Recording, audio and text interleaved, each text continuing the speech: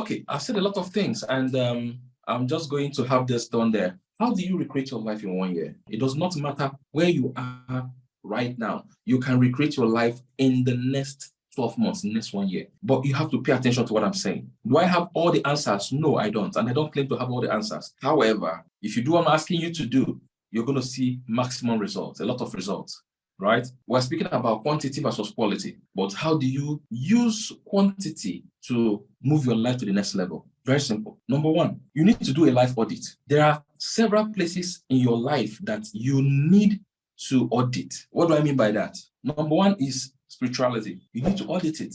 Number two, health, your finances, personal development, relationships, career/business, self-care/self-love, home life. So what do I mean by this? These are 8 areas in your life you can make all the changes you need. Are you guys with me? So what do you do with these 8 areas? Very simple. Let's quickly go to number 2. What do I mean by a life audit? Life audit is you write down all of those things, starting from 1 to the 8, and you look at it on a scale of 1 to 10. Where am I? And you tell yourself the truth. Where you are will also be a function of number 2. And what's number 2? Very simple. Mindset shift. Mindset shift. Mindset shift. You know that it takes a certain kind of mindset for you to decide that I am playing small. And because I'm playing small, I need to get myself to playing big. Where I am is no longer comfortable. I'm no longer comfortable where I am. So I need to move to the next level. So, and how do we realize that we're no longer where we're supposed to be? God implanted in every man that's discomfort, that's dissatisfaction. The beginning of a good life is dissatisfaction. It's a gift God gave us. You are dissatisfied. Dissatisfaction is so awesome.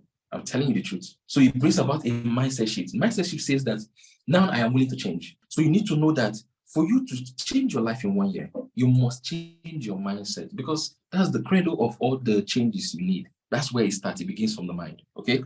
And number 3, before I moved into that, you need to understand that you must make a decision. And that's the decision I'm talking about, because you don't say, I am going to make a change. You say decision. And when you make this decision, you stick to it, right?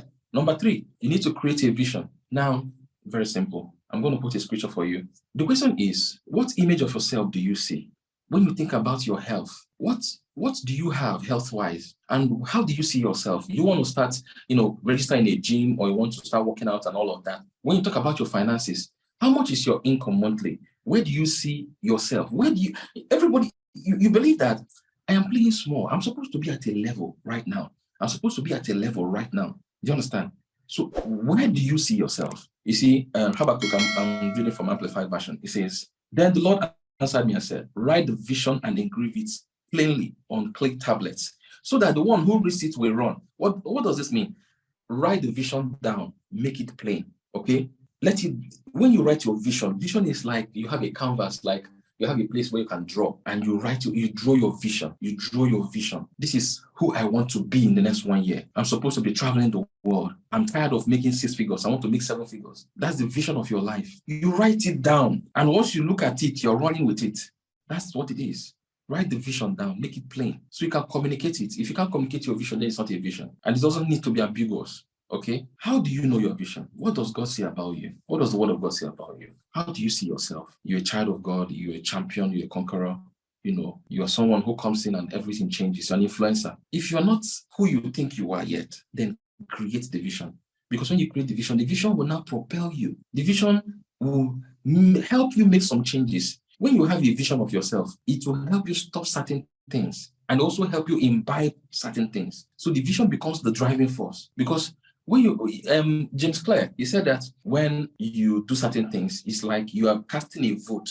You want to lose weight. Any day you eat the right things, any day you go out and exercise, it's like you're voting for the kind of person you want to be. You are casting a vote. It's like, you go to the voting booth, and where people are casting their votes. The person that has the highest vote will win. So any day you eat right, any day you do the right thing, any day you exercise, any day you are casting a vote, and eventually that kind of you, or that version of you that has the highest vote, will now win. That's exactly what it is. Number 4, you need to work on you daily. And this is where we talk about the quantity versus quality. Most people want to have your quality lifestyle, but they don't know that it's in quantity that we create the quality. Most people don't have the skills. In fact, nobody has the necessary skills from birth. You have to keep working on it. People talk about the athletes of the world, the Tiger Woods of the world, the Serena Williams of the world, the Ronaldos of the world, the Messis of the world.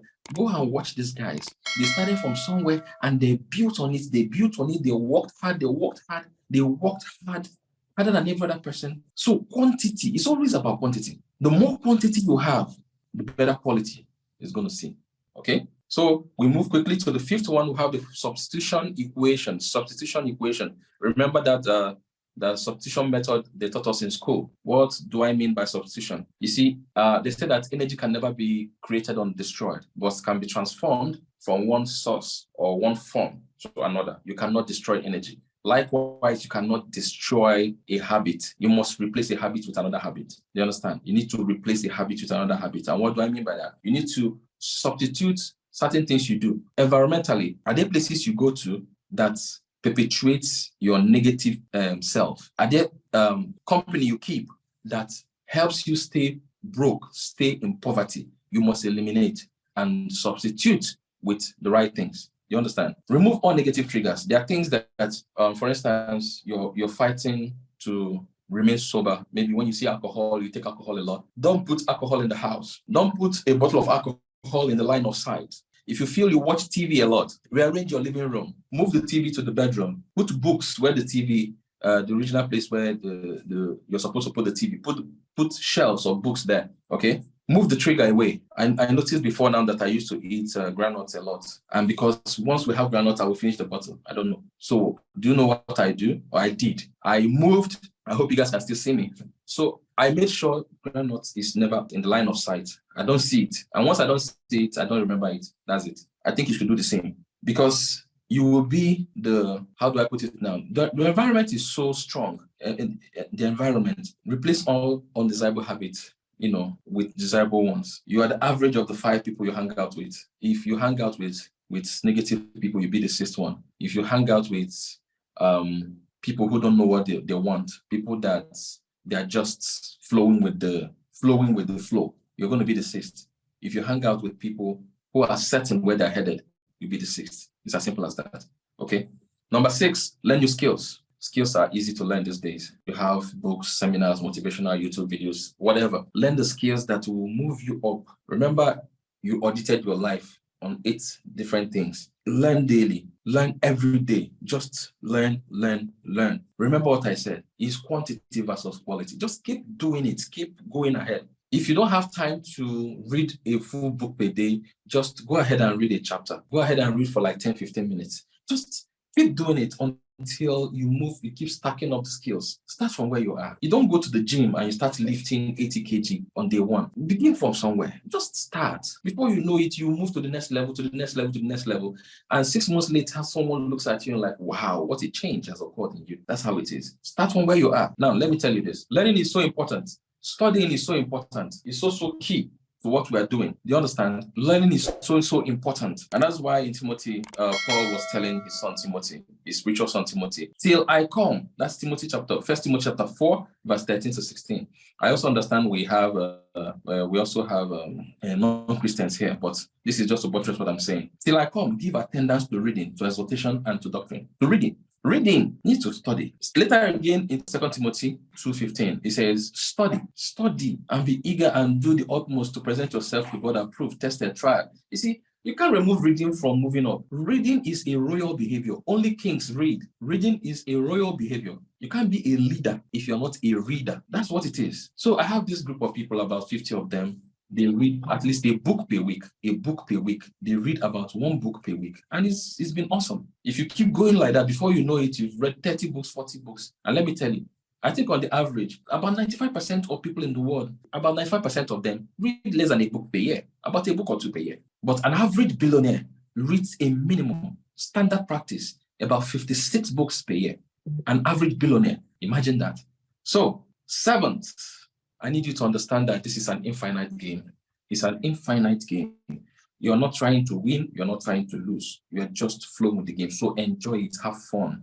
Enjoy the process. Lasting progress takes time. It's not about winning or losing. Just flow with it. Bring out the things you want to change. Those 8 points, focal points in your life. and then work on this thing every day. Quantity. Now, my final thoughts. I need you to understand something. Understand that in our business, quantity will always trump quality. What do I mean by that?